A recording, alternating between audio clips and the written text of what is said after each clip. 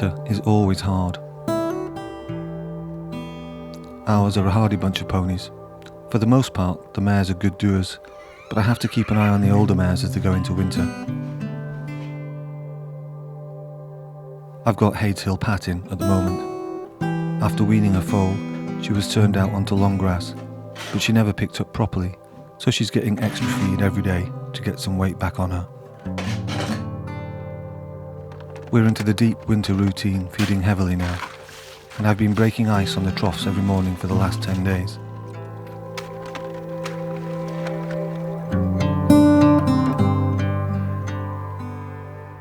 Tommy Capstick, who bred the Mirthwaite ponies, once told me that March was the hardest month for ponies, as they'd eaten all the browse.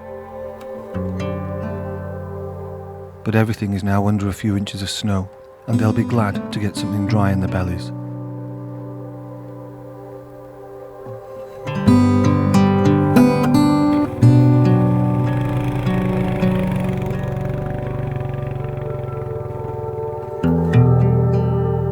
When I first took on the ponies, I wintered in a bow-top wagon.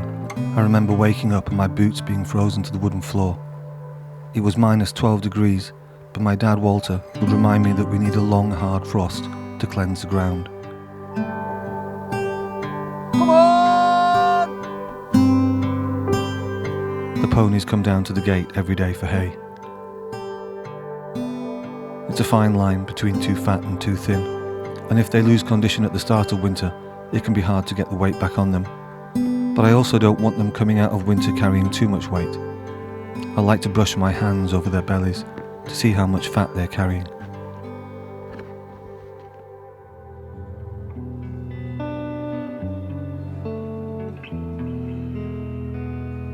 Over the years, our ponies have gone through some extreme winters. 10 years ago, we had a group of mares and a gelding running out on our enclosed bit of fell. There had been very heavy snow, so I went to find them. I just set a camera up by the tarn when they cantered in from both sides. Little Hadeshill Blue at the back, who at the time, though not even 13 hands, was our number one driving pony. It was such a magical moment. But little did I know, this would be the last time I saw him alive.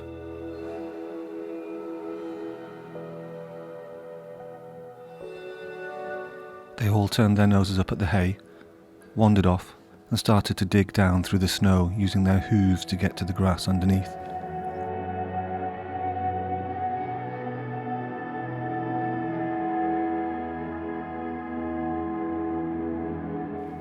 Using their hooves to break through the ice on the edge of the frozen tarn.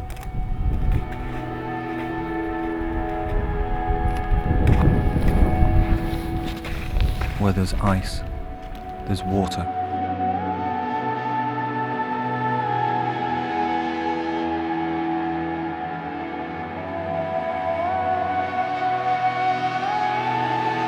The snow kept falling, so I returned the next day. The mares were looking well, but I couldn't find Blue anywhere.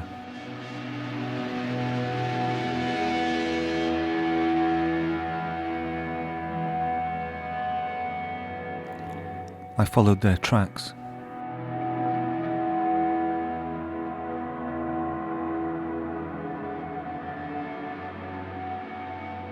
I looked in all their favourite places.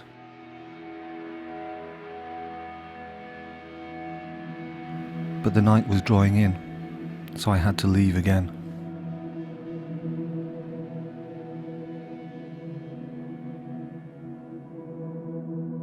Overnight there had been another hard frost. I scoured the fell, walking the boundaries, until eventually I found his body laying frozen into the ground.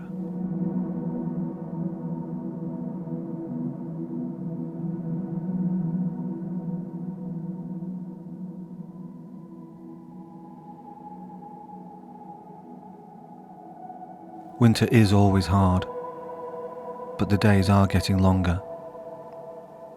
The sun is slowly getting higher.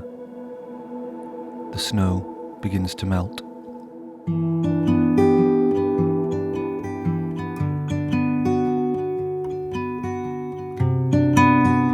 It's always hard losing a pony, especially one that we've come to rely on. I tell myself to keep moving forward, focus on the future.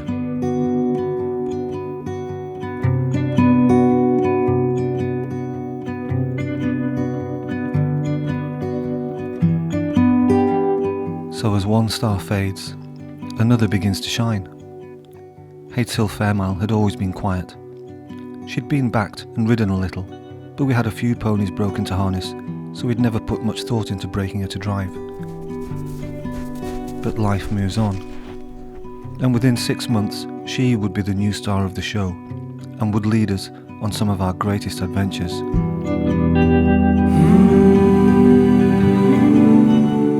The seasons change, the years roll by, and a young colt foal, Little Prince, comes along, a star in the making.